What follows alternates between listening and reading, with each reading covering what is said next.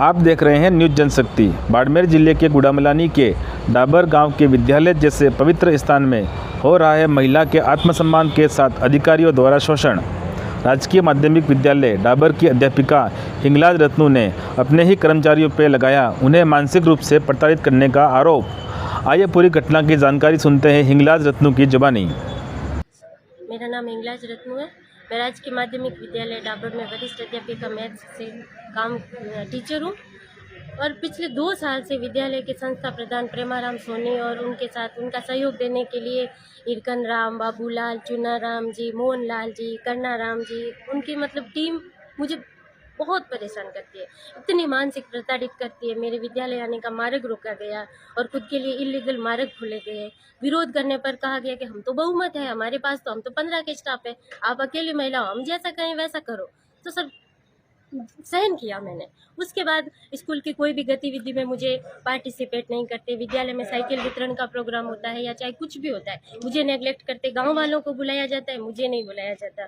और चलती स्कूल में गांव वालों की मीटिंग करवाई जाती है, वहाँ संस्था प्रधान सारे स्टाफ साथी मुझ पर दबाव बनाते हैं कि मैं स्टाफ से माफ़ी मांगूँ। और हमारे प्रधान साहब बीजलाराम वहाँ पर आकर मेरी आलोचना करते हैं कि मैडम को पढ़ाना नहीं, ये नहीं करना।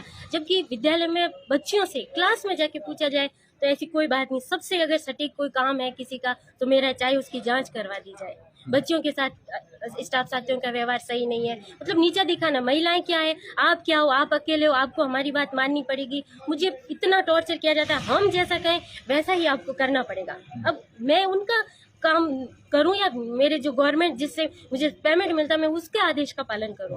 क्या काम करवाने के लिए कहता है?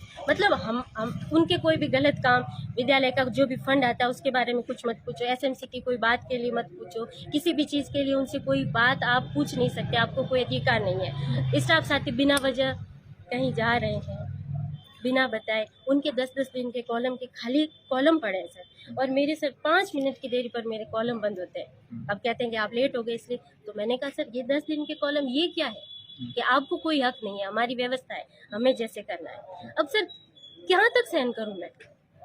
अच्छा, आपने इसको लेकर शिकायत दर्ज नहीं करी अधिकारियों को? पहले तो मैंने अपने विभाग में बात की, हमारे सीबीओ से बात की, उन्होंने 5 बार समझाइश की, विद्यालय आए, लेकिन जैसे वो विद्यालय के गेट से बाहर जाते हैं उनका व्यवहार हो कब, वो वापस तालियां बजा के मजाक बनाते हैं, मैडम क्या कर लेगी, अकेली है, अपन कुछ नहीं, अपन सब एक रहे, अपने आप एक मत होने चाहिए। फिर मैंने इतनी व्यथित हुई, एक दिन के लिए मेरी कोई लेडीज़ प्रॉब्लम की वजह से जब मैं घर चली गई 4 बजे से पहले मेरे कॉलम बंद कर दिए और मुझे स्कूल से कहा कि निकलो मैडम, बाहर निकलो। जब मैंने रजिस्टर मांगा, उपस्थिति रजिस्टर, तो प्रेमाराम ने मेरे हाथ से रजिस्टर छीना, जिसका मैंने विरोध किया। और उसके बाद मेरे लगातार 13 जनवरी से लेके 18 जनवरी के कॉलम बंद किए, जबकि मैं रेगुलर स्कूल हूँ और मेरी उपस्थिति, मेरी दैनिक डायरी कंप्लीट है, बच्चों की क्लास ले रही हूँ, लेकिन मेरे कॉलम बंद है, आज भी बंद है। और श्रीमान सीवीओ साहब कहते हैं कि आप अभी साइन करो। मैं क्यों साइन करूँ? मैं कहाँ से क्यों डीएल लाऊं, जबकि मैं विद्यालय में मेरा काम कर रही हूँ।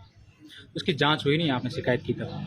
जांच हुई, जांच रिपोर्ट, मेरे सारे आरोप सिद्ध हो रहे हैं, लेकिन 1.5 महीने से कोई कार्रवाई नहीं हुई है। इसीलिए आज मैं यहाँ आई हूँ। आज आप किससे मिलने हैं और क्या मांग रहे हैं? मैं श्रीमान जिला कलेक्टर से मिलने आई हूँ कि मुझे न्याय दिलाया जाए। मुझे और मेरी बच्चियों को, मेरे विद्यालय, मेरे साथ मेरी बच्चियां खड़ी है पीछे, वो क्या सीखेगी? जब मैं अन्याय सहन करूंगी तो उन्हें भी सहन करना पड़ेगा।